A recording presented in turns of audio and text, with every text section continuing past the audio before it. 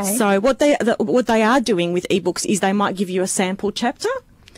So you can actually sample it before you buy it. Okay. So what we find is that a lot of people read a chapter on their ebook, and then they come to the store and buy it because they thought, oh, that was really interesting and I'd like to read more. So it's actually a good marketing tool as well. Yeah. Yeah. So there's a lot of fear in the industry from particularly booksellers because they're thinking, oh, what's going to happen to our industry? But I just don't see it like that at all. At the moment, also, you can't get any there's no illustrations on ebooks. It's purely text. I mean, there'll be a point where that will happen. Yes.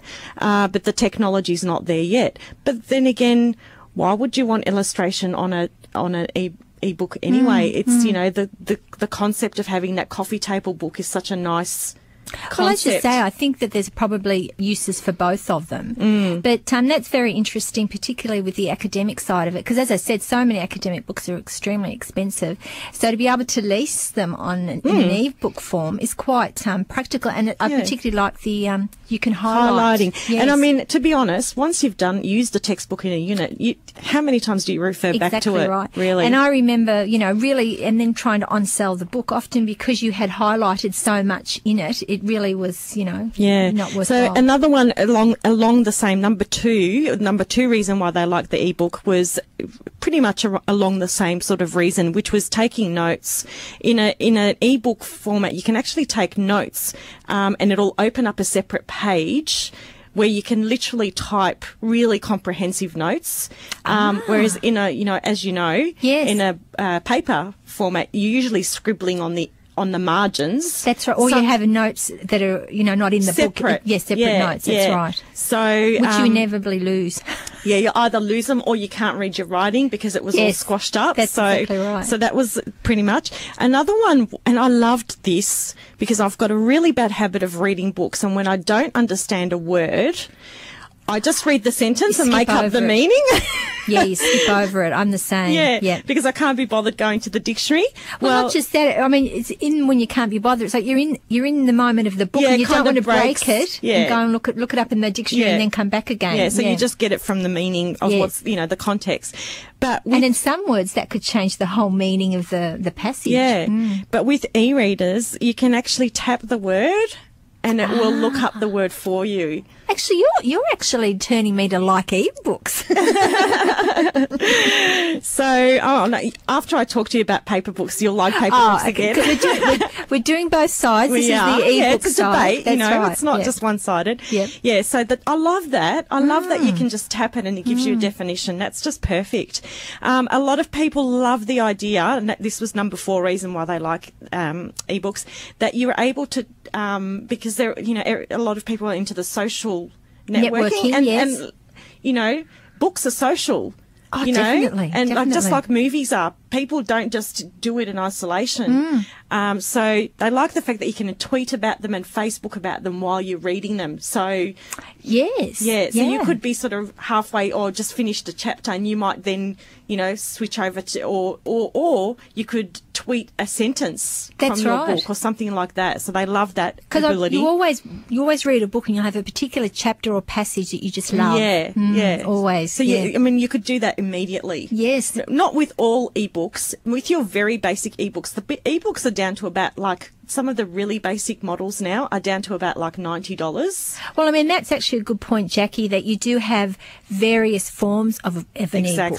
So from what I can understand what you're saying there, you'll have a very basic book that wouldn't necessarily have all these features to it. Won't have the internet, like, for example. And a lot of these features rely on the internet. Okay. Like highlighting wouldn't. Yes. And note-taking wouldn't. But if you wanted to do look up a word, or if you wanted to use, like, you know, your Facebook stuff, then you're looking at something like the iPad. Yes. And then you're looking like the starting point for those are about $500. That's right. Yeah. That's right. So with ebooks, I guess it's like buying a paperback and buying a leather cover book or a hardcover book. There's varying levels of what you can get. And also what functionality you want. I mean, if you get going for the basic model, all you can do is read on it. But if you're going for the, you know, upper end, then it becomes more than just an e-reader. It just becomes a computer. Yes. You know. Yeah. What else was there?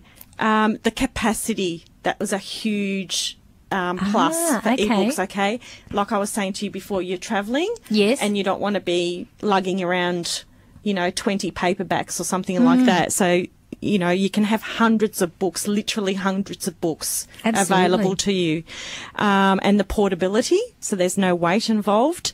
And accessibility, like you could be stuck somewhere without a book and you could literally just download one.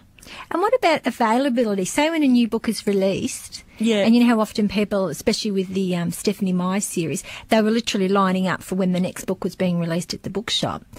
Is there any difference in the release time on ebooks? Like I said, they'll usually do the preview chapter, they'll do that leading up to it. But as in the actual day the book's being released? Generally it'll be the same. But what people have been, especially in Australia, what people are finding and telling us is that they go to download a book, they get really excited and there's a book that they've been waiting for or whatever, and they go to download it and it says, sorry, this content's not available in Australia.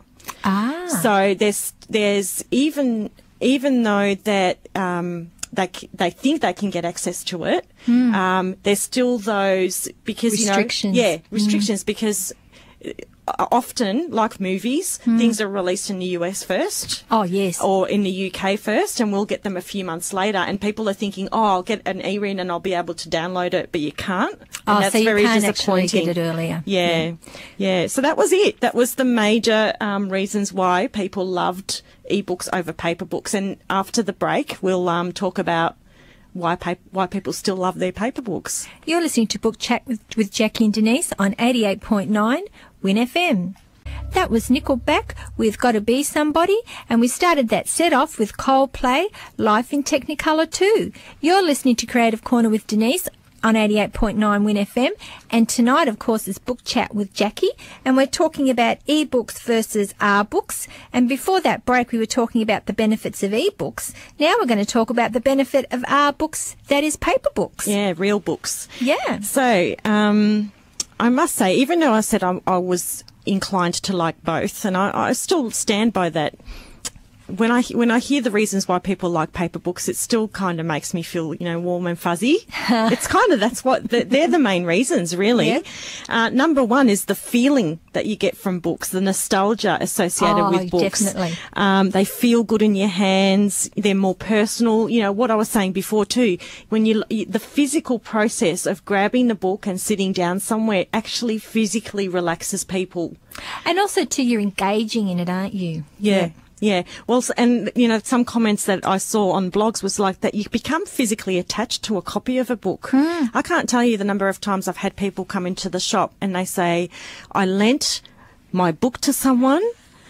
And it's like, well, you can replace the book, but it's not about that, It's like, I lent my book to someone. And it's almost like you establish a relationship with that book, especially, obviously, if it's a book that you loved. Yeah, that's right. So, a lot of people, actually one funny comment was that you can spill if you've got coffee on it. And it will remind you of that moment. And the other thing, I don't know if it's mentioned on your list there, Jackie, but one of the things that I love about books when they're new is the smell of books. It is just a wonderful smell. Well, a lot of people love the smell of old books, and that's why they love going to second-hand bookstores. And definitely they have they both have this, excite the sense of smell. And so I particularly love the smell of a new book. And also when you open it, it sort of creaks when it's new. I love that. Yeah. And another person said you can sort them. Yes. But they actually love to sort them by colour, by size, by author, and they just sort of mix it all up. Yeah. And that you can reread it. Reread it, and you can reread it, and you're guaranteed to be able to reread it in 10 years' time. Yes. Unless you lent it to someone. But, there's a lot of anxiety out there about, technology moves so fast. Yes. Who's to tell me that I download this book, and then when I come to reread it in 5 years' time, my technology is not valid anymore? Yes, that it's been outdated and you can no longer access it. Yes, I need to go and buy some other piece of technology to actually... That's right. Yeah. So So, very and that's quite a valid thing to think. very valid. Yeah.